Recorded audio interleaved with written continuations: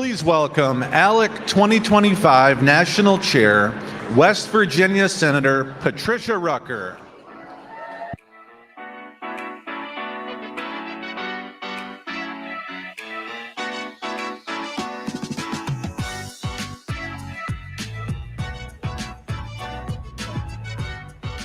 Good morning.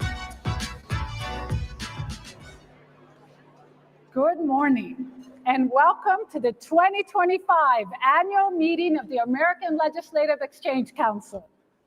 My name is Patricia Portes Rucker. I'm a senator from the great state of West Virginia. And your 2025 national chair. It is always a joy to gather with friends, colleagues, and public servants who believe in the foundational principles that made this country great: limited government, free markets, and federalism.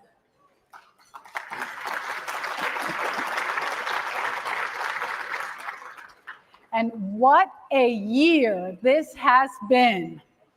Since we were last together, we've witnessed a political transformation in Washington. Thank God. And more importantly, a continued surge of energy and innovation in the states. Federalism isn't just back, it's leading the way. Before we dive into today's agenda, I want to take a moment to ground us in prayer. Please join me, if you all don't mind standing up briefly.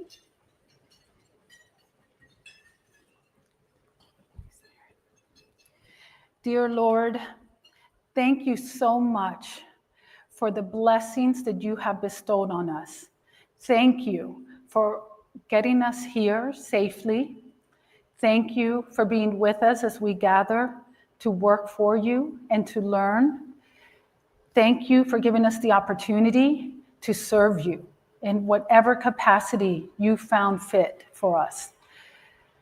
Thank you for our friends, our family, and the amazing work that we've been able to do. We ask you now to please be with us and with our friends and family as we continue to do that work. Please be with all of those who are still traveling, still making their way. And I want to ask you, please, to be with all of those suffering, especially those, the victims of the recent flooding in Texas and in other states too. Please help us help them and be there as we recover. We ask you, Lord, to continue to bless all of the many groups who are working in this nation to protect our religious liberties, protect our freedoms, and to protect the individual. And we ask you to please bless the food that we will be eating and the gathering that we will be having, and continue to be with us, Lord, as we offer all for you and in your name. In Jesus' name, amen. Amen. Thank you so much. Please remain standing. We are going to be having a very special musical moment. We are thrilled to welcome back a familiar voice, Don Bates Jr., who last joined us in 2016. He is here to perform the national anthem, and God bless the USA. Don, welcome back. Oh,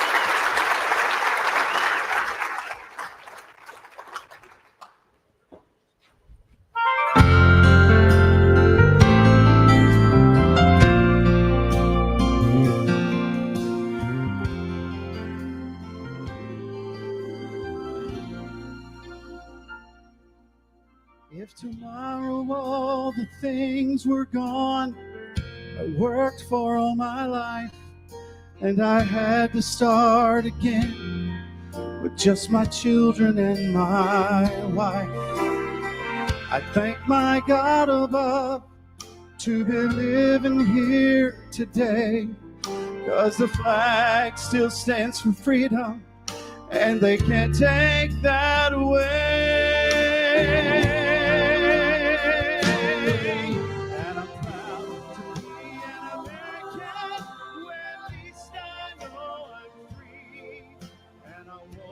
forget the man who died, who gave that right to me. And I gladly stand up next to you and defend her still today. 'Cause there ain't no doubt I love this land. God bless the USA.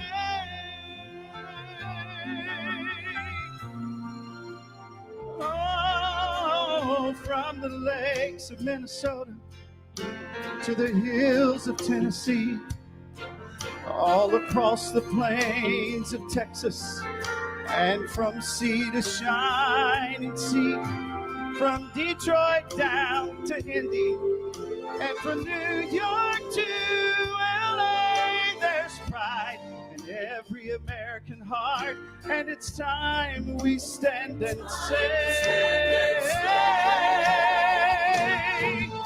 I'm proud to be an American, where at least I know I'm free. And I won't forget the man who died, who gave that right to me. And I gladly stand up next to you and defend her still today. 'Cause there ain't no doubt I love this land. God bless the USA.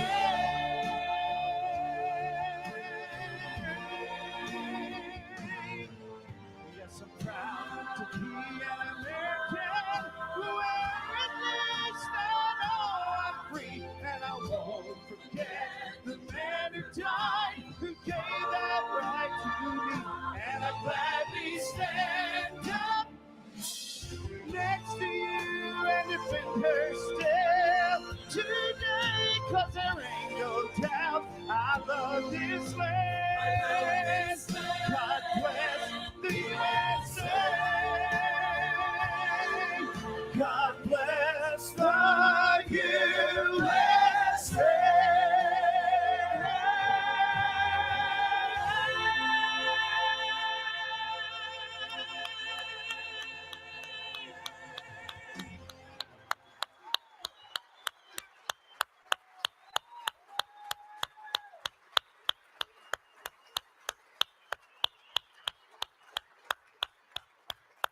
Thank you so much. Now, it is your job to join me in the sing. Anybody else want to come take the mic? In the singing of our national anthem. Are we looking at this flag? You're looking at this flag, Senator, so I will. Sing it with me. Oh, say, can you see by the dawn's early light what so proudly we hailed at the twilight's last gleaming, whose broad stripes and bright stars through the perilous fight o'er the ramparts we watched were so gallantly streaming, and the rocket's red glare, the bombs bursting in air, gave proof through the night that our flag was still there. Oh, say, does that star-spangled banner yet wave o'er the land of the free and the home of the brave?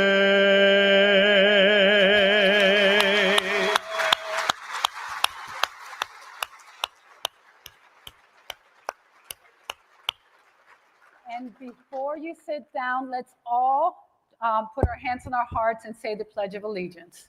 I pledge allegiance to the flag of the United States of America and to the republic for which it stands, one nation, under God, indivisible, with liberty and justice for all. Thank you. You may now sit down. And thank you, Don, for that amazing performance.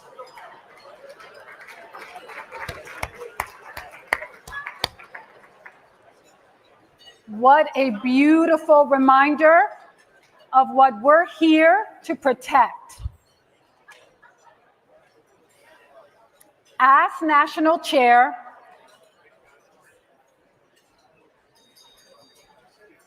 I have the privilege of reporting on the work we've accomplished together over the past year. So, if you all will just give me your attention for a little bit longer. When I introduced the Hope Scholarship in West Virginia, I could not have imagined how far the idea of education freedom would travel. But as of this summer, 17 states have embraced universal education freedom policies, giving families real control and options for their children.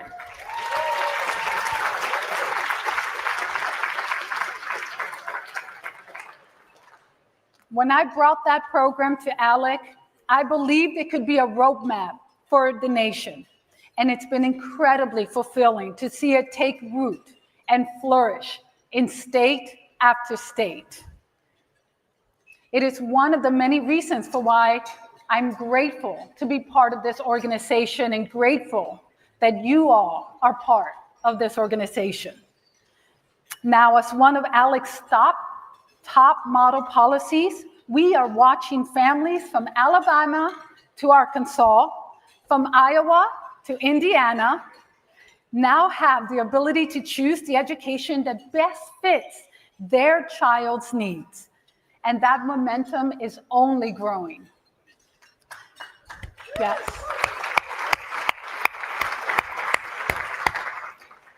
We've seen enormous strides in tax reform, regulatory relief, protecting free speech on campus, and through it all, ALEC has maintained and continued to be the go-to source for policy solutions that work.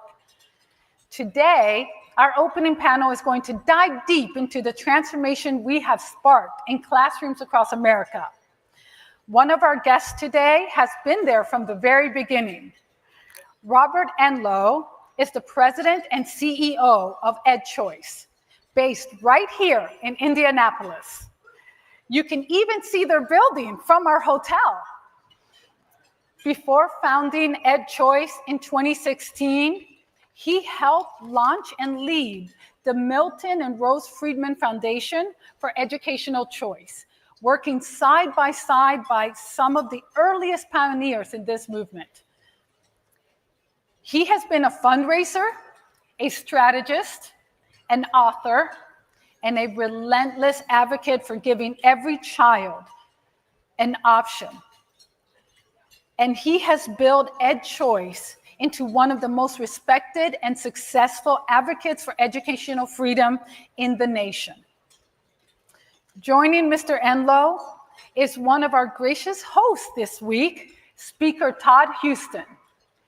His leadership, partnership, and warm hospitality have been instrumental in making this event such a success. We're grateful for his support and for everything he's done to help bring us together here in Indiana. Also joining us today is Idaho Senator Ben Tolles, a strong voice for educational reform and a champion for empowering parents with more choices and opportunities.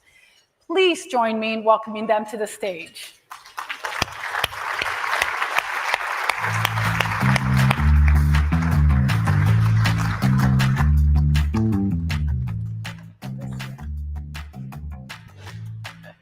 Thank you.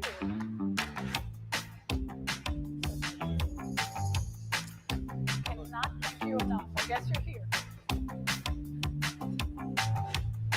Well, that's good music.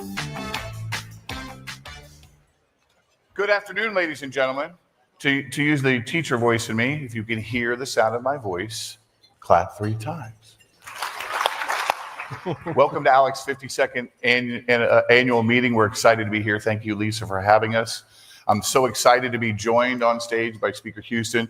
Of course, Senator Rucker didn't introduce herself. She, of course, represents the state of West Virginia, the 16th district, and is a first-generation American citizen who homeschools her 5 children. So that's important.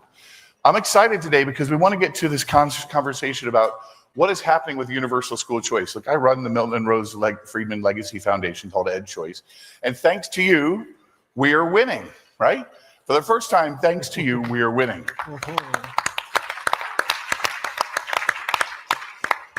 But now that we're winning, the question becomes is how are we winning? Are we winning in the right way? Are we doing the right thing? So I want to quickly run you through some slides to just sort of set the context, and then I got to ask these brilliant leaders like Speaker Houston, who's been here from the beginning in Indiana, and Senator Taves from Idaho, who passed the most newest bill about personal tax credit, refundable tax credit.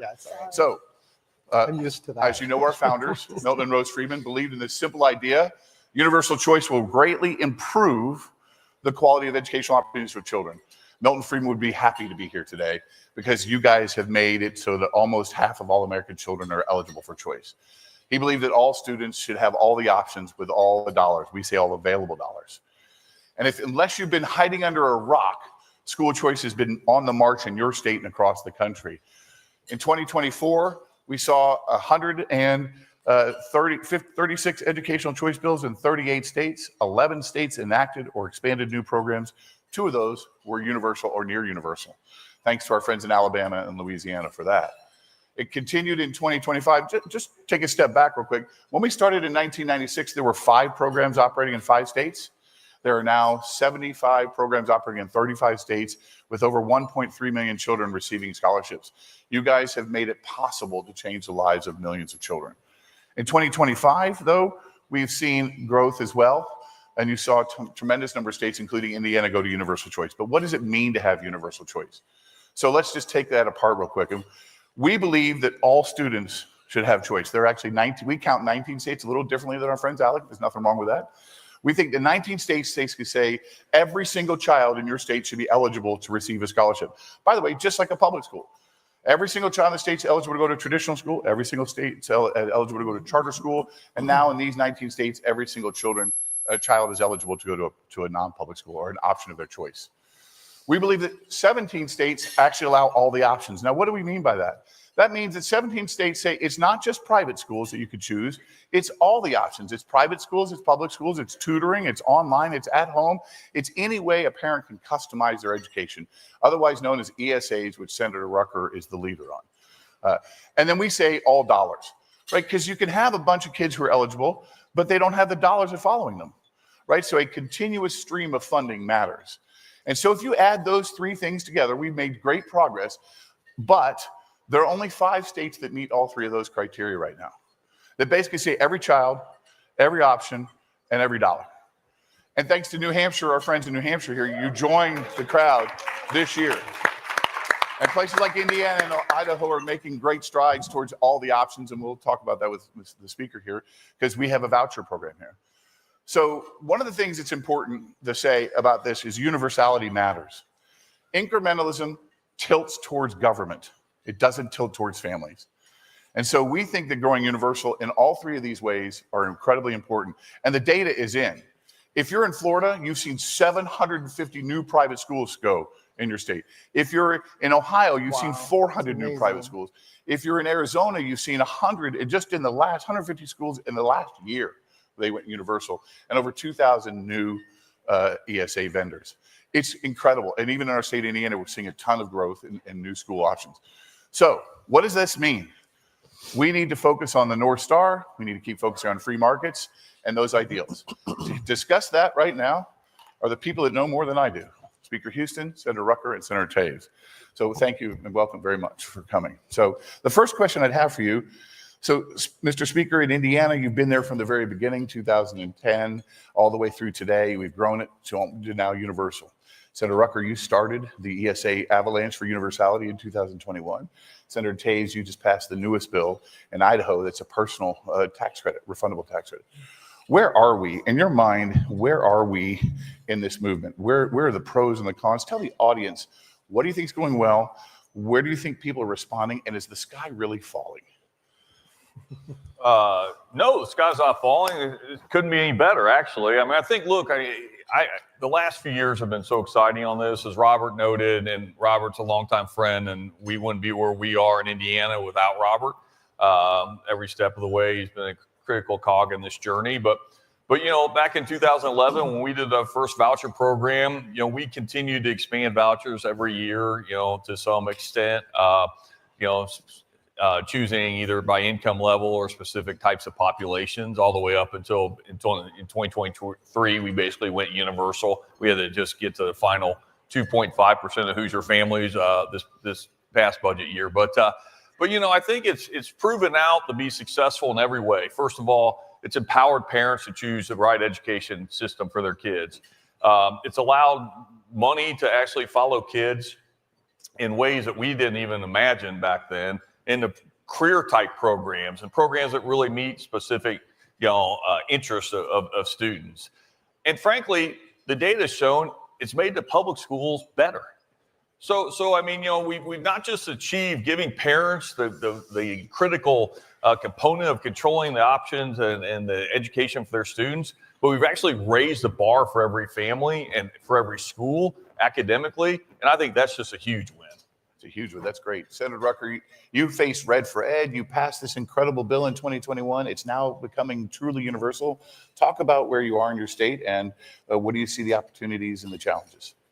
So I will tell you that when we did face that Red for Ed and the big pushback by trying to just give students just the smallest bit of options and choice, all the scenarios that were thrown at us, our small rural state with small rural schools, we're going to go bankrupt. They could not afford it. We already don't fund public education enough. All of those different arguments were made. There weren't enough choices for parents in West Virginia, which is true. We are one of the states that had this, at that time, the smallest amounts of private schools available for their families. But here's what has occurred. Giving parents the ability to take their dollars for their child that needs something different than the public schools has created options and choice. So we have new schools opening in West Virginia. We have micro schools, we have learning pods, we have hybrid schools, and private schools. And one of the most amazing things has been this interplay and understanding of the education community with what they've been doing that hasn't worked and what could be happening that does. So we've just started in West Virginia seeing the public schools start to copy some of the things that are being offered in those private models. I mean, that is literally the vision and the dream that I had. But I will tell you, it has been bumpy. With being first, there's a consequence. And we have had regulatory hurdles that I didn't expect to have, difficulty in implementation. And that's one of the things that I'm so appreciative of EdChoice and the education work that's done here at ALEC and other organizations, where we are able to learn about best practices, what other states are doing, how they have implemented, and how we can improve make it easier for families in West Virginia. Thank you, Senator. Senator Taves, you are the newest to the family in many ways in Idaho, and you took a different route. Talk about your journey to get to the program you have now. Tell the folks what your program is a little bit and describe your journey. Yeah, I think that the path to universal school choice is as unique for each state as it is the constituents we serve. I mean, every state has its own unique situation, but there are some commonalities. I'd say that the entrenched system that doesn't serve students, that serves all too often different interests that are not the best thing for the students. So what we've seen is a great process where we were able to create choice within the public school system. So we have a great charter school system, and we have open enrollment. And so there was a lot of progress in those areas, but we could never crack through the issue of actually getting outside of the public school system until this session. And this session, we passed a bill to allow for a refundable tax credit. And that was a battle. You asked, is the sky falling? The papers said that it was an existential threat to the public school system. And my thought about that was, if you believe that there's such a large problem in the public school system that you're going to have a mass exodus, maybe you need to do some introspection. Maybe you need to look at the changes that you need to make, because when parents are able to make the choice, when there's the market forces that we need, it actually creates a better system for everyone, for all students everywhere. And so that's what we've done.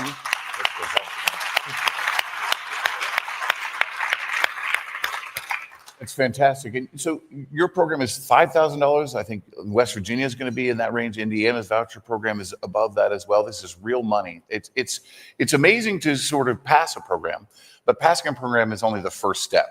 I'll never forget Governor Daniels in 2011 when we passed the bill. I sat down with Speaker Houston and I said, great, enjoy the night. Now the real work starts in implementing a program. It's a lot harder to implement it than it is to pass it, which I didn't believe until later on.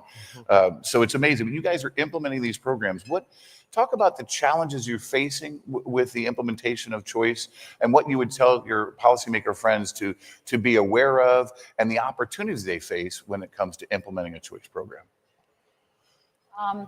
Okay, Yes, well, I want to make certain that I make one point clear. The more universal it is, the more free it is to all choices, the easier it is for you as a state.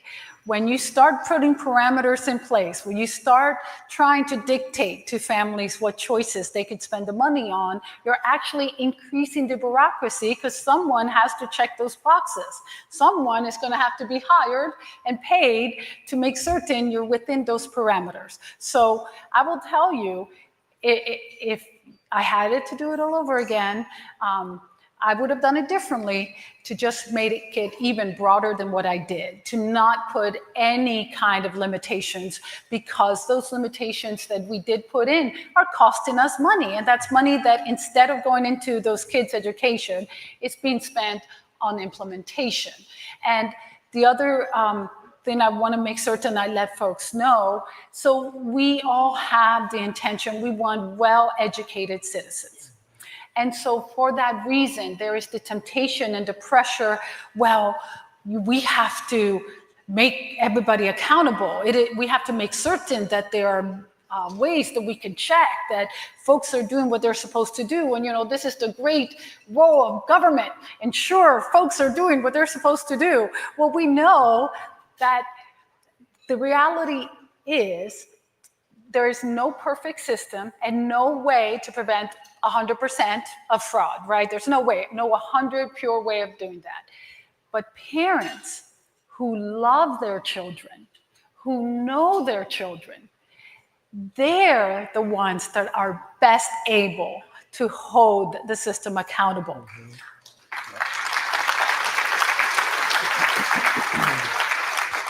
We need to respect them and give them the reins so that they are the ones that determine where the money should go and where it could best be spent, because they know. Great. Mr. Speaker.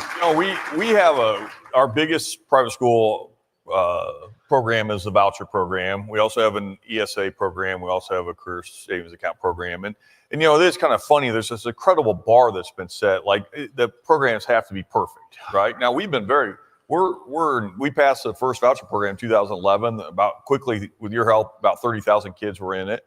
And we've had zero, I'm going to knock on wood, but we had no implementation. We had no threat to, the public good about the money being used improperly.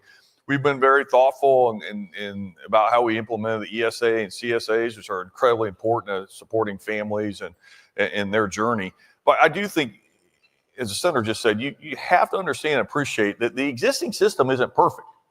Right. And I mean, the existing system has let a whole bunch of people down for a whole long period of time. And look, I will never sit up here. I went to public schools. Robert knows this. I went to public schools. My kids went to public schools. I served on public school board. I'm never going to come out here and trash public schools. That's not, I just don't believe in it. I think public schools are the right fit for a lot of kids in Indiana. But at the end of the day, this system that we're talking about, giving more flexibility and more options to parents, if you expect that system to be perfect, I want you to hold the same standard to the current one. That's right.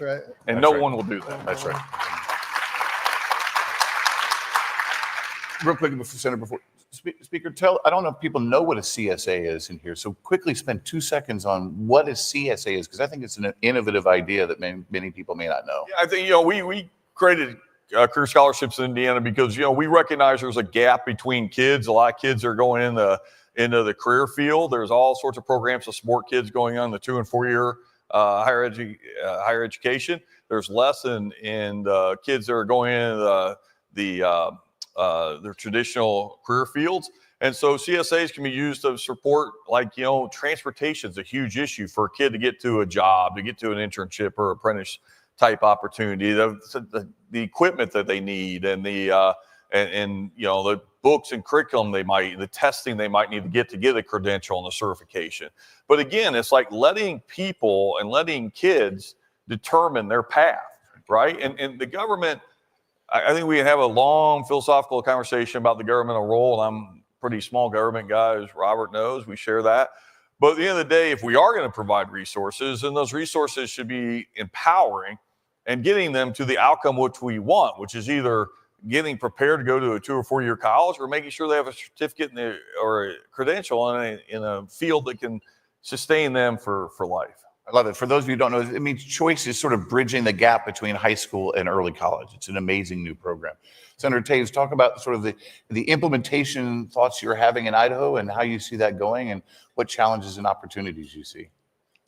Yeah, certainly. We are 16 days into the implementation, so I'm not going to act like we have a lot of feedback yet. You don't have it perfectly done yet?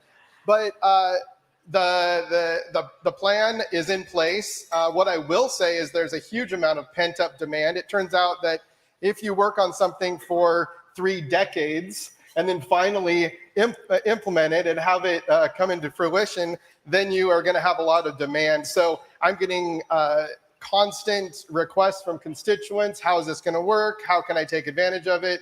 I have no doubt that we'll use up the amount of money that we have set aside for this program is only would cover about 3% of the students in Idaho, of the school age students. So I have no doubt that we're going to use that up very quickly.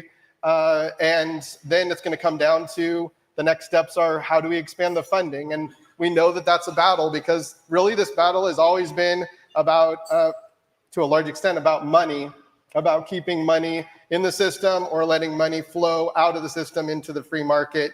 And so I think that we have the right people in our legislature right now to be able to expand the funding, and I'm excited about that, and expanding the opportunities for all the parents to have the best possible education for the unique needs of their children. Robert, I think one of the things, if you look at the three of us, I think we're all in supermajority trifecta states, right? Mm-hmm. But we also have large rural areas of our state. Yeah. And, I think when you go talk to legislators across the country, many of them here, right, you'll hear the concern about the rural school. That is a complete red herring. By the way, I don't know a single Republican legislator that has gotten beat in a primary on school choice for supporting it. No. I do know the other side. Yeah. And I think that's a complete red herring. I think, when you go and you expand the program, one of my favorite stories is I was in a very rural area of our state, and I had this huge farming community, and some of the people there said, "Hey, we want you to support the vouchers. Will you continue to support the vouchers?" And I'm like running through egg vouchers in my head. I'm like, I guess, sure. And then it finally clicked, and they're like, "Well, I mean, you're always good on the school stuff." And I go, "You're talking about school vouchers?" Yeah, no problem. Our caucus and our Senate, our House and Senate are amazing on this issue. And we found that our rural communities are super excited about this, and options are growing. Just today, was talking to Indiana superintendent of a public school who started a micro school network. I mean, so that type of innovation will come, but don't buy into your rural schools are gonna collapse. That's nonsensical, and I think it's frankly an embarrassing argument against school choice. I couldn't agree more. I do have to tell you that we did not have a supermajority until we passed. Oh, there we go. universal. Yeah. I would add, it's interesting. You're right about the supermajority, but based on the polling in our state, the majority of Democrats and Republicans want this. Yes. The votes in the legislature would not didn't make that clear. But the reality is the constituents on both sides of the aisle really want this change.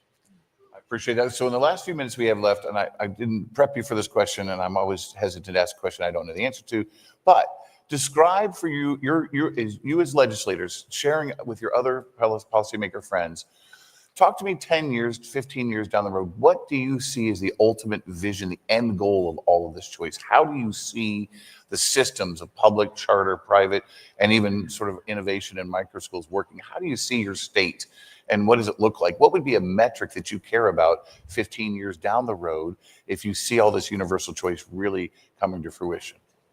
Senator Taves. I believe that if we're able to fund the system and allow parents to have complete freedom to choose how their children are educated, we will see a complete transformation of the entire education system. If you look at the education system, we are stuck in the past. We've been holding fast to archaic ways of educating our children. And there is so much innovation out there. There's so much potential. And there's so many people that want to have either be a part of that transformation. They want to be start a micro school. They want to have. We had a school come through our capital, and they were there for a week, and they learned the government legislative process by actually being there. And I think we'll see more and more just unique ways to educate children. And I don't think we'll see the innovation until we have the money funding it. And that's what I'm excited about. And I agree. I mean, look at what has happened in the technology field when there is free market competition, when there are new ideas able to come to the forefront. You get so many choices, you get so much innovation, so many different ways of getting to what you want. I see the same thing happening with education, and something that most people don't think about, but is definitely part of my long-term vision, not just changing K-12 education, but this is going to transform your higher education too. We have higher education institutions who are focused on the old public school model, and that is what the teachers coming out of those universities and colleges are being educated in a certain model that is old and ancient and not effective. And I see the school choice movement having an impact there, where it is going to become a lot different in training of our teachers. In Indiana, 1 in 5 kids choose a school of their own choice. So, I mean, we have a fertile ground on this. I think, in 10 or 15 years, I mean, it's about courage, right? And the courage comes into the money. And this year we took the next step on charters, as Robert knows, where we're now going to share local property tax dollars with charter schools. And I think, as you break down the silos of the funding, that's how you're going to really see the growth and the type of, I think, innovation we want. Look, I don't think that if somebody dropped us off in 2045, do I think that, the whole education world looks, completely different? No, I don't. I think there'll be a lot of good changes. I think there'll be good changes across each of the different sectors. And I think that's the most important thing, because I do think the biggest change in the model that school choice has given us, or parental choice, is that the consumer is now in control. And who responds to consumer, I don't care. I don't care if it's a private school. I don't care if it's a charter school. I don't care if it's a public school. Who is responding best to the consumer and what their needs are? I think every day we make progress on that, every single day. where we are in 10 years, I'd love to say that every kid in Indiana has that. Like every kid, whether it's they can get to that school that meets their needs, they can participate in that school that meets their needs. That's a huge win. We have to get at it each and every day, and a lot of it's just having the courage to go. I mean, it's funny because like when we all started this, right, the meetings were awful and you're getting yelled at all the time. The polling was terrible. And yet if you just slug it out and you do the right thing all the time, people eventually come along with you. That's right. Well, ladies and gentlemen, thank these three incredible, courageous leaders for all their work. And we appreciate you spending some time with us. Have a great day. Thanks, Paul. Good.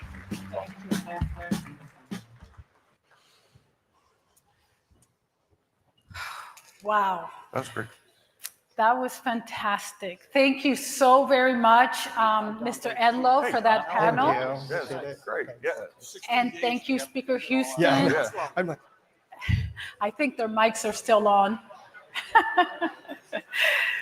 But thank you for setting the tone on what promises to be an incredible week here at ALEC. How was that for an opening panel?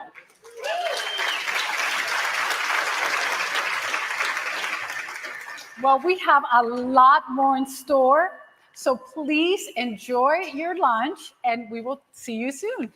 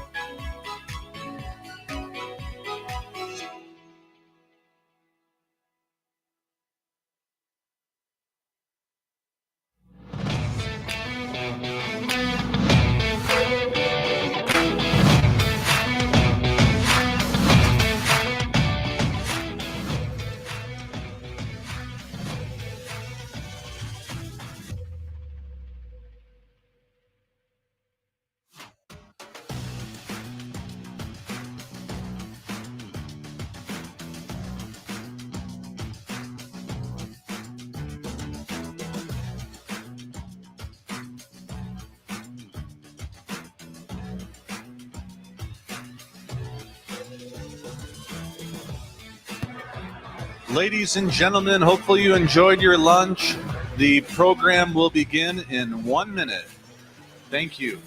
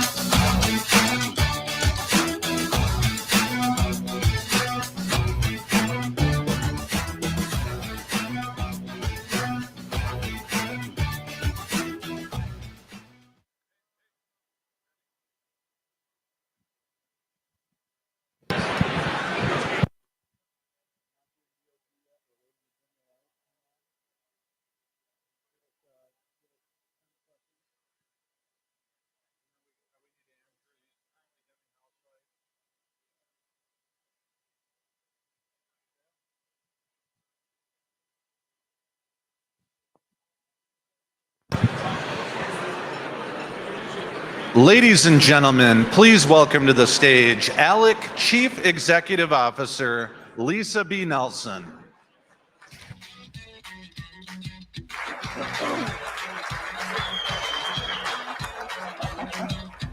Hello, welcome to Indy. I am Lisa Nelson, CEO of ALEC, and I have the honor and privilege of welcoming you to Indianapolis today for the 25th ALEC annual meeting. This is more than just a conference. It's a meeting of the engine room of America. We are the conductors, the firemen, and the engineers. It is now our time to recharge, reconnect, and recommit to the founding principles that define the spirit of ALEC: limited government, free markets, and federalism. And today, those principles are more relevant and more necessary than ever before. Across the country, ALEC members have proven that ideas matter, courage matters, and action matters. While leaders in Washington are finally matching the action of our leaders in the states, it is the states that are driving the next century. You can see that difference at ALEC everywhere. In Texas, where legislators passed the most ambitious parental empowerment program in the country, making universal education freedom not just a dream, but a reality. In Idaho, that we just heard of, where leaders took a bold stand for First Amendment, ensuring that colleges remain the centers of open dialogue and not indoctrination camps. And in West Virginia, the birthplace of education, they doubled down to secure election integrity by requiring citizenship to vote, banning ranked choice voting, and making sure every voter shows an ID. These are not radical solutions.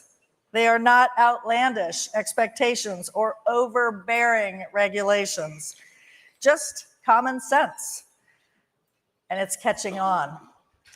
That's what's happening on the front lines to save the American dream, not because of some faceless group or high political consultant, but because of you, state lawmakers, real world partners who had the courage to lead the challenge to broken systems and to deliver real results for the American people. And that's the ALEC difference. You'll see it on screens, in your materials, and in the ALEC Index of Education Freedom, which is sitting on every table. Take a look at yours. Take a look at your state. Ask yourself, where do we stand on the important issues? Where can we do better? Where can we go faster? If you're not where you should be on those rankings, then take it as your mission for the coming year to raise your standards. That's why it's such a privilege to introduce our next speaker. She is a business builder. She's a fierce advocate for efficiency, accountability, and someone who knows how to shake up a broken system from the inside out. And that's exactly why President Trump asked Linda McMahon to take the reins of the Department of Education, because she is a trailblazer, an entrepreneur, a job creator, one of the few job creators who actually takes a job to get rid of her job. Nevertheless, she's still bringing that same entrepreneurial grit to an institution in dire need of disruption. For too long, the American education system has been adrift, as we just heard, and thank you to Rob Enlow for leading that incredible panel. It's far off course from its original goal. Rather than putting students first, it's turned into a den of bureaucrats and special interest groups, more focused on protecting the system than improving the outcomes. And the loudest voice, the ones leading that charge, teachers' unions. Rather than take the responsibility and address the reasons behind America's academic collapse, they push back against the parents who demand accountability. But change doesn't mean destruction. It means improvement. Programs that serve parents and students will not only remain, they'll get stronger. Student loans, nutritional assistance, and civil rights protections will be transitioned to agencies with the expertise and the resources to manage them more efficiently. This is an opportunity to modernize and strengthen these programs, ensuring they work better for the people who rely on them every day. And that's why President Trump chose Secretary McMahon. She built her own success by focusing on the truth, on results, and eliminating red tape. As the former administrator of the U.S. Small Business Administration and now as Secretary of the Department of Education, she brings a sharp business-first approach to reimagine one of the most challenging, important challenges of our time. She knows what it takes, she knows how to cut through the bureaucracy, and she knows that everything and our children are at stake. Please join me in welcoming Secretary Linda McMahon.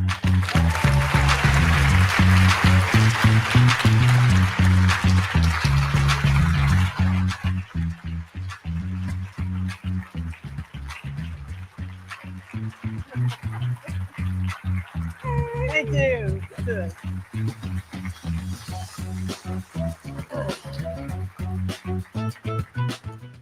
Well, you have quite an audience. Our turnout is a record turnout for you, so congratulations. Thank you very much. I doubt that I'm the reason for the turnout, but I'm very happy to see all of these folks here who have such an incredible interest, in education, and it is the, I think, primary topic that we really do have to address. Well, we're devoting all day to education, Madam Secretary. One of the things that President Trump did on his first actions was to sign an executive order that directs as many federal resources as possible towards education freedom. ALEC lawmakers have been at the forefront of those issues, and 17 states now have passed that universal education freedom, as we just heard in the panel before. Under your leadership, the department is also putting out guidance for states on how to use existing funding to stream and accomplish this. What guidance do you have for the lawmakers in the room, and I think you have about 450 of them, who are looking to enhance education and their freedom for parents and parental empowerment in the next legislative session? Well, it's very interesting because lawmakers now, the states now can kind of put aside about 3% of their funding to allocate towards, school choice and charter schools. And I think that's so important. The president's main goal is to make quality education and access to a quality education for every child in America. He doesn't care. He's told me, he said, look, I don't care if kids have homeschool, I don't charter school, public school, private school, religious school.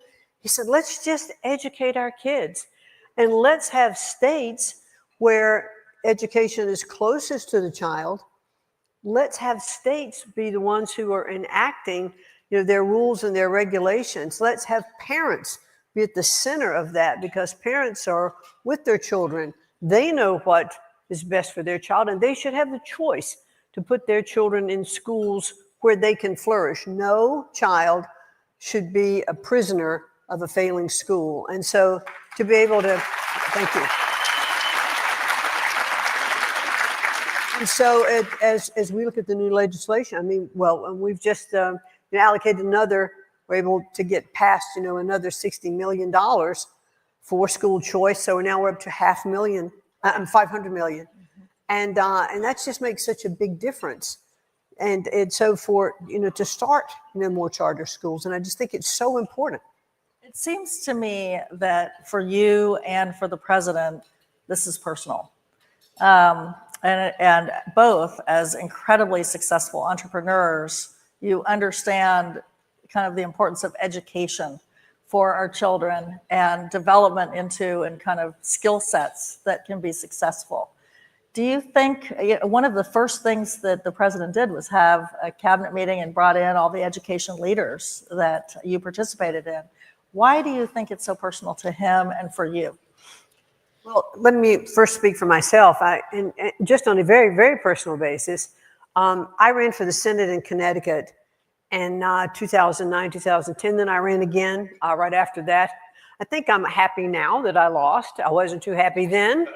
But the reason I ran, and I said it, was because I really wanted the best for my grandchildren, and they were really small then. And I think that is a real impetus now for me and for the president as well.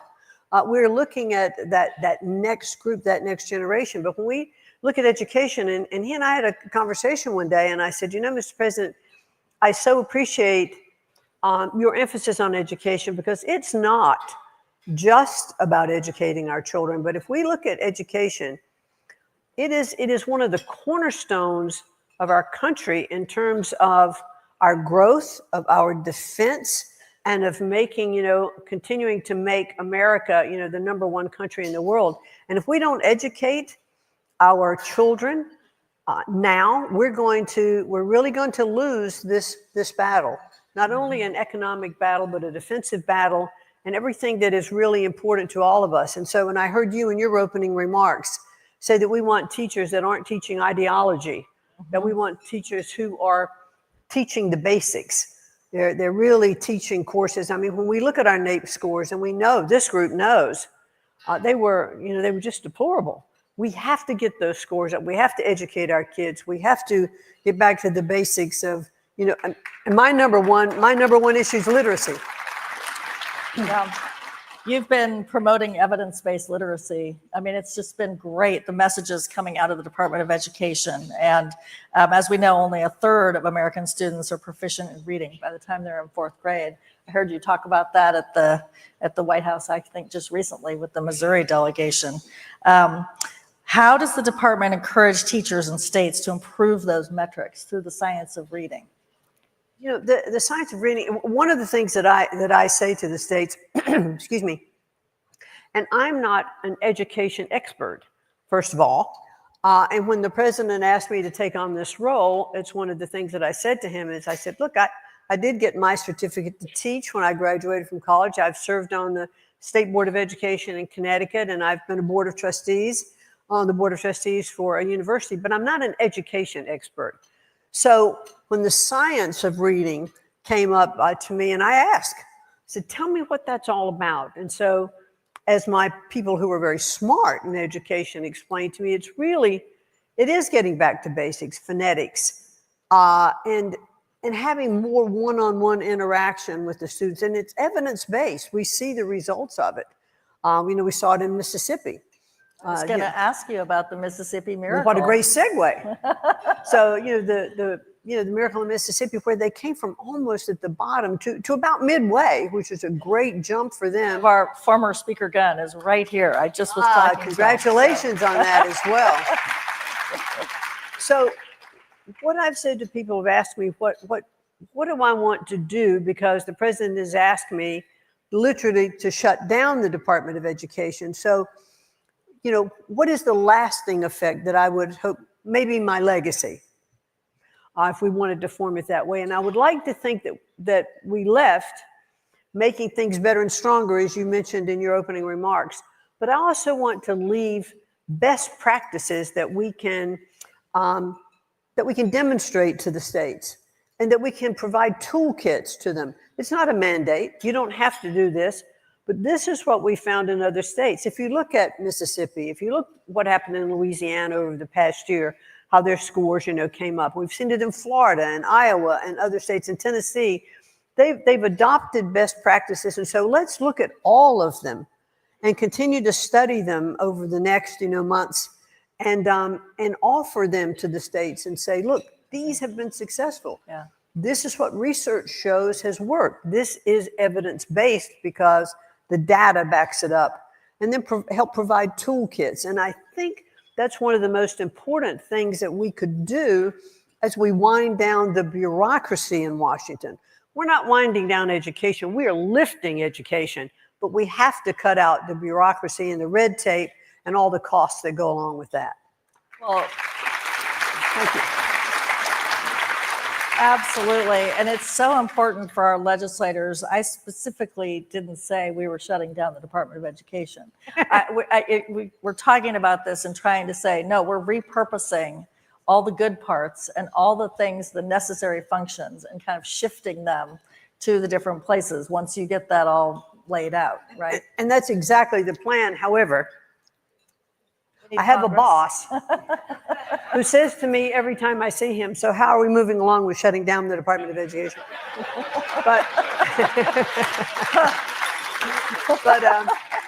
But he means exactly what you have said and what I have said. He wants to, the teachers' unions, which you affectionately mentioned, Oh, so affectionately. are insistent, that the president hates education and he's getting rid of education. Well, it's the most far-fetched thing ever.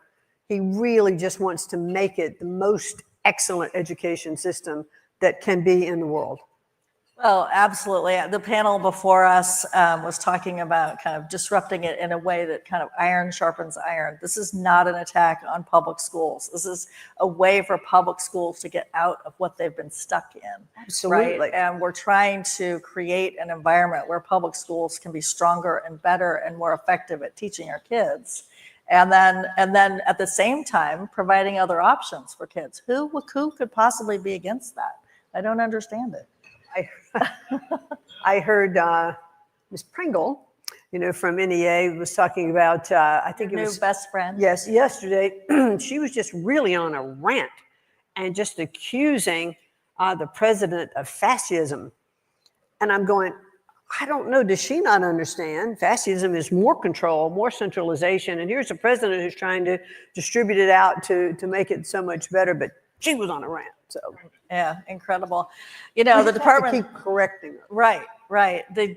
So we have a messaging challenge with our legislators to make sure that we're messaging this right. And I think that will help the secretary. We also, as it relates to this, the Department of Education, have a legislator letter that we plan to send to you with, I think we have about 150 signatures already. We plan to get a lot more across the entire country. And I know you'll see it out in our hallways. So if you're a legislator and you want to sign on, we'd love to have you sign on to that. Jonathan will be very happy with me for promoting that. And by the way, just sorry for interrupting, but I just have such an appreciation for all the work that Alec does. And I was talking to my chief of staff just a little before we came in, and she said often, and other roles that she has had, that they literally, when they were looking for legislation, they just could pull off from Alec a lot of the work that you've done and offer it. So it is so meaningful, and this letter will be so helpful. So thank you for the work that gets done. Yeah. We did, right when you and the president announced your plans for the Department of Education, we had an emergency education task force meeting and passed a resolution in support of your work there. Matt Hall, the Speaker of the House in Michigan, within 24 hours passed it. There's our Michigan delegation, but within 24 hours had passed it. So we would encourage all the states out there that are still in session and or can get this done to start building and passing that resolution, because when this starts happening in Congress and when these decisions start being made, the secretary is going to need the help of the entire country And that's all of you to get us over the finish line. This is not the only thing that the education department is focused on. And one thing I'm just thrilled about and was at the White House when you spoke was the launch of the 250th anniversary. The history of our country, and I saw the partnership with PragerU and had been briefed on it by the White House.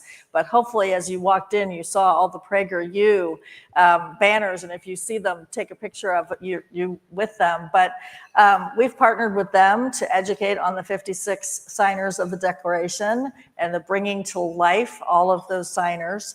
Tell me a little bit about what your plans are for the 250th anniversary, because that's a big celebration. Well, it's ambitious. Yes. Very ambitious. And I love the folks that we have working, in the Department of Education. Chase Forrester is leading that charge and just putting together an incredible program. One of the things that we're going to do is tour all 50 states called the Independence Trail. And there will be events in all 50 states in order that those states join the union. And there'll be speeches about, talking about the Constitution and the Declaration of Independence and our forefathers, and really building that patriotism, I think, across all, 50 states. And that's one of the most ambitious things that we're going to do. And Chase told me the other day, and that'll be in conjunction with another 50-state tour that you're doing on another program. I said, okay, Chase, we'll work all this in. And but then the other thing that we're doing is the 1776 Presidential Award, and that we're going to conduct kind of like a contest.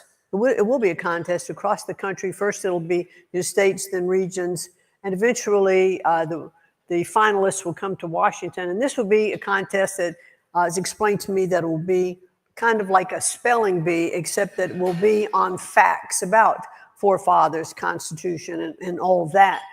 And the winner in Washington can win up to like a $25,000 scholarship towards college. So we hope to get a lot of local media coverage, a lot of national media coverage for this, because I think it really will inspire a lot of students and get people really revved up about our 250th anniversary. How can our state delegations partner with the Department of Education on that effort? Is there something they can do? Should they reach out to the Department of Education? That's one way. You can reach out to the governors in their states and other legislators, but also with the Department of Education to see how that can mesh. I think legislators can probably work most effectively in their own state. Mm-hmm. So to see what the programs are there, but always feel free to reach out to us. Wonderful. That's great. Tackling the cost of higher education. Wow. That's our next topic. It's very exciting. Higher education has become unaffordable. The business model it's not defensible, right? I'd be out of business. That's right. The one big, beautiful bill caps the amount of federal funds that can be loaned to a student for their schooling. How do you respond to those who have said that this will make colleges less affordable? I don't understand that. Yeah. I don't understand how it makes colleges less affordable. It will, I think, put downward pressure on colleges to reduce their tuition costs. I think it's if students can borrow up to the full amount of cost of attendance to college, what incentive is there for colleges to bring down any costs? Mm-hmm. So if we reduce the amount that they can borrow, it stands to reason that colleges are going to have to bring down their costs. I mean, to me, that seems like a very logical principle. I can't understand how it goes awry anywhere, but that is actually, I think, what the case will be. As Arthur Laffer would say, it's not rocket surgery. Right? Accreditation and the landscape of accreditation, I've heard you speak about this as well. And I know that the president has signed an executive order to overhaul higher education and accreditation. Can you speak to how the department's regulatory changes are encouraging this kind of collaboration in the states on the accreditation process and the institutions there? One of the things that I heard the most about when I first came on as Secretary of Education was accreditation and what a monopoly it is. 5 or 6 accreditors all over the country responsible for kind of giving the good housekeeping seal of approval for colleges and universities. And if you think about, there's one accreditor for all law schools, the ABA, and for all medical schools. Think about the power that accreditor has, to hold back their accreditation and to force policy then into colleges and universities. And what we have seen is a lot of DEI policy that was really trying to not tried, but was pushed through to colleges and universities. And so we wanted to make sure that we kind of bring this back to the drawing board. Let's talk about the responsibilities of accreditors. And we have, I think, 6 states that have gotten together, led by Governor DeSantis, all the 6 southern states. And they've just said they're forming a new accreditor, and it'll take a little while to get that in place.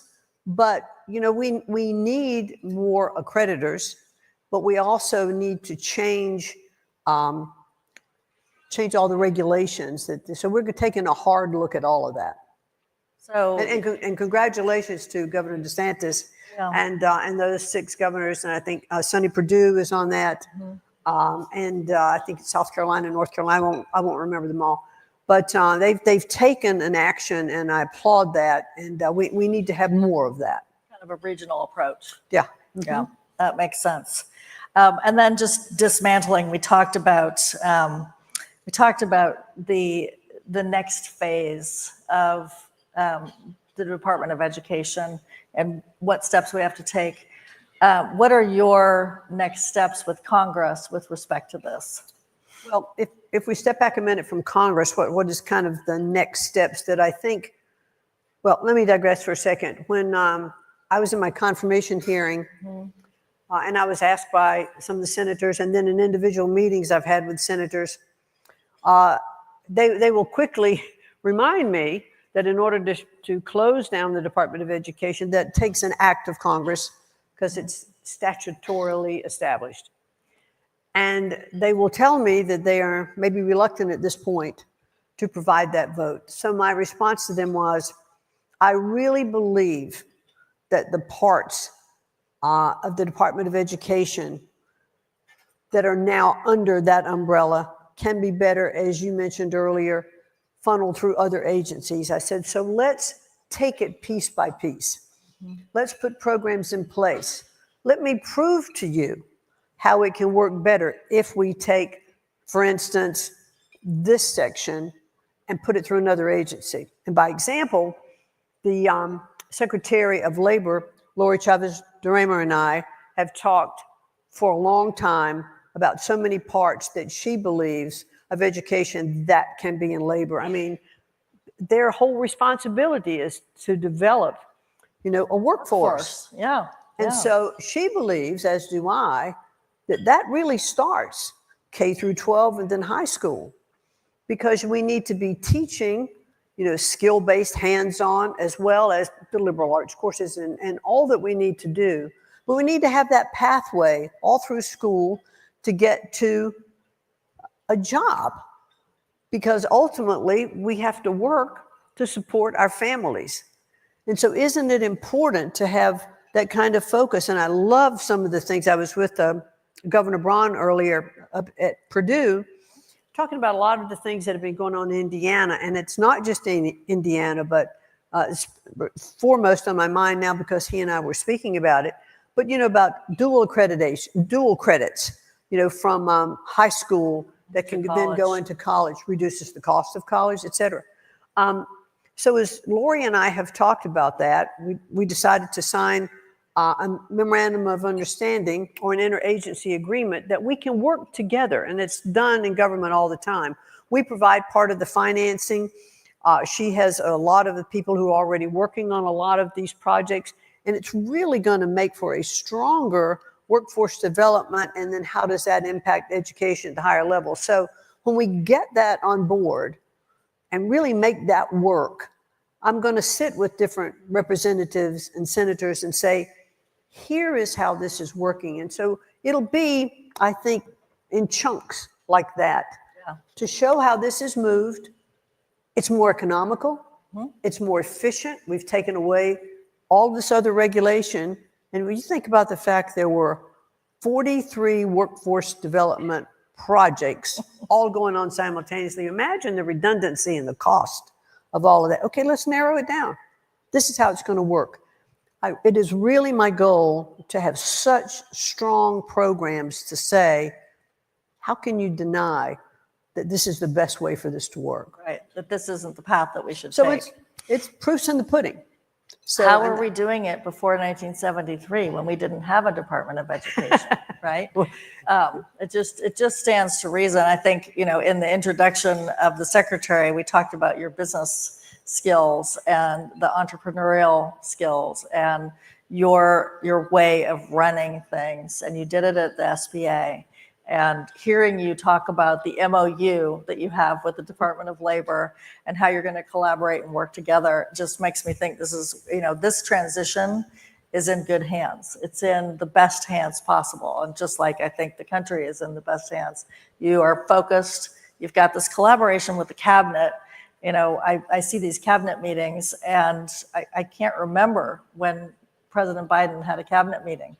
And certainly one that, you know, actually talked about collaboration and the cabinet level secretaries working together. So to hear you working with the Department of Labor and of course the Treasury and HHS for school programs and things like that, I'm sure that's probably part of it too. It definitely is. And I've spent weeks and weeks now. Well, in fact, even when we were going through the transition period, sitting with Scott Bessent, who is now the Secretary of Treasury. At that point, he was a hopeful Secretary of Treasury, but we were actually talking about student loans.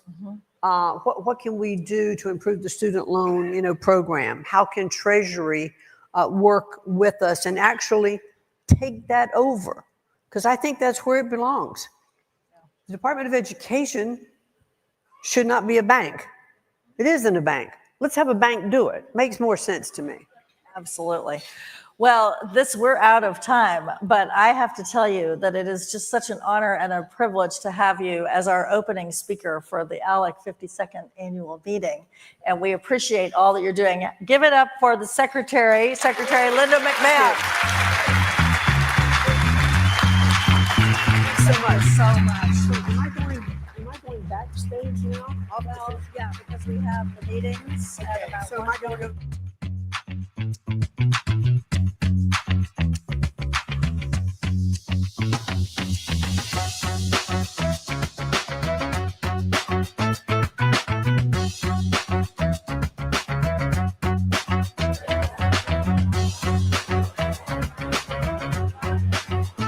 Okay, guys. Isn't she amazing? One more round for Secretary McMahon.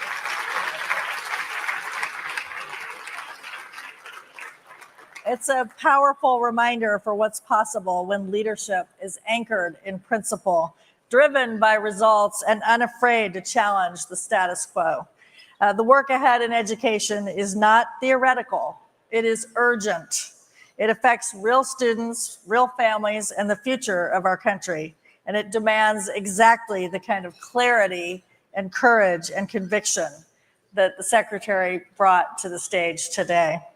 Now, before we move on, it's important to hear from someone who doesn't just talk about education reform. We heard from him a little bit earlier, but he delivers it, not from the halls of Congress, but right here in the heart of American Midwest. For Indiana, he is more than just our host. This is a case study of how bold state-level leadership can reshape the future for families, communities, and students.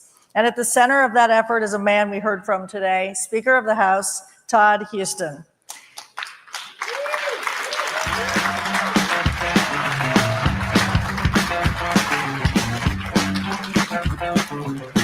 Thank you so much. Well, thank you. Good afternoon and welcome to Indiana. We are thrilled to welcome you to the Hoosier State. Thank you to Alex for hosting your annual meeting here and for the decades of leadership advancing our shared ideals of limited government and individual liberty. And let me just say a very special thank you to the generous sponsors who've helped make this event possible. Thank you so much. Hearing from Secretary McMahon about her efforts in Washington was a great reminder of how getting government out of the way is often the best way to unleash innovation and get results.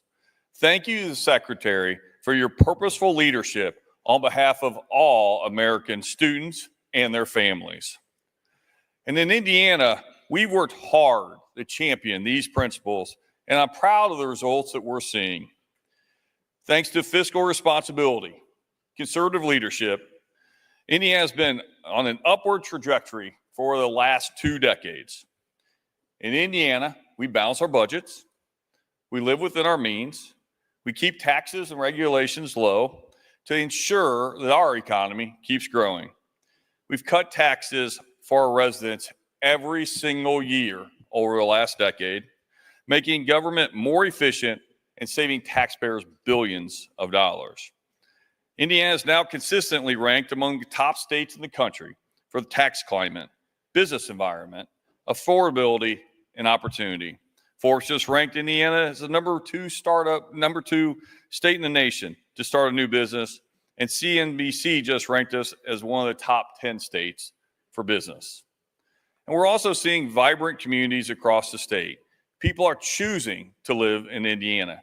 Indiana ranks 7th in the country for attracting new residents, and our metro areas are some of the top housing markets in the country. And as we shared earlier, we made meaningful progress in education by focusing on students instead of institutions. We advanced one of the largest and most successful school choice programs in the nation, empowering parents and families to choose a school that is the best fit for their child. And with that, results have followed. Indiana now ranks 6th in the country for both 4th and 8th grade reading and is making tremendous gains in math. We have a lot of work still left to do, but we're encouraged by the results we're seeing when you combine less government and more freedom. So thank you for the work you're doing in your states to affect change and champion these ideals. By tying policy to outcomes, we can drive success for our communities, our state, and our country. God bless you, and welcome to Indiana.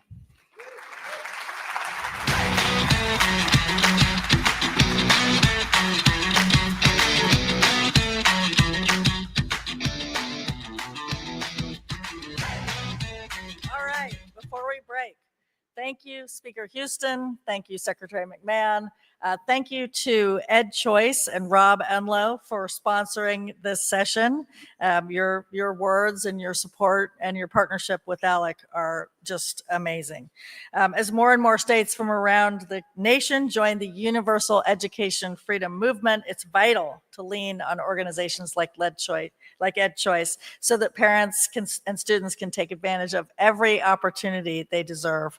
Whether you're a new legislator and taking in your first ALEC experience, or a seasoned member who's been with us for decades, know this: your work matters, your voice matters, and your leadership matters. We have an exciting week ahead: task force meetings, policy academies, workshops, networking events, and of course, the rollout of our new model policies that will shape the next generation of American reform. So before we break, here's what's happening later today. At 1:45, the Prosperity Pathway Workshop, Tools for Citizens and State Legislators to Secure America's Future, in Grand Ballroom 1 and 2. They should be listed right here. Safeguarding Elections Against Foreign Interference and Non-Citizen Voting workshop in Grand Ballroom 3 and 4 on the 3rd level. Innovation Roundtable in room 304 to 306 on the 3rd level, and the ACE, American City County Exchange for all the local elected officials, meeting part 1 in room 302. That's all at 1:45. At 2 o'clock, the Education Freedom Alliance is meeting. This is an invitation-only meeting in room 309. At 2:45, the exhibit hall break. Start your engines in Griffin Hall on the 2nd level. And at 3 o'clock, how America should respond to China's worldwide maritime domination workshop in Grand Ballroom 1 and 2. And secondly, Lights Out, Examining Barriers to Expanding American Energy Production. That's a workshop in Grand Ballroom 3 and 4. All of this should be in your program or on your app. If you haven't already downloaded it, please do. And I'm going to continue at 3:30. The Future Demands Conservative Leaders. Our partner in crime, Run Gen Z informational meeting in room 309 and 310. At 4 o'clock, the Emerging Leaders Reception on the 3rd level, and our own ALEC Care training, which is our constituent relationship management tool, is having a training in room 301. And at 4:15, this is a lot, the Era of Educational Freedom, Unleashing Parents and Fending Off New Gatekeepers. That's a workshop in Ballroom 3 and 4 on the 3rd level. And then finally, there's 2 more, Filling the Cannabis Regulatory Void. If you're interested in that issue, go to 304 on the 3rd level. And Combating Anti-Semitism Working Group in room 103 and 104 on the 1st level. Finally, at 4:45, Walking to the Indiana Welcome Reception. Speaker Houston talked about all of our wonderful sponsors for this meeting here, and we want to pay tribute to them. We will walk over at 4:45, and the Indiana Welcome Party is at Victory Field, which is right across the street. So have a great afternoon, and we will see you this afternoon. Thank you.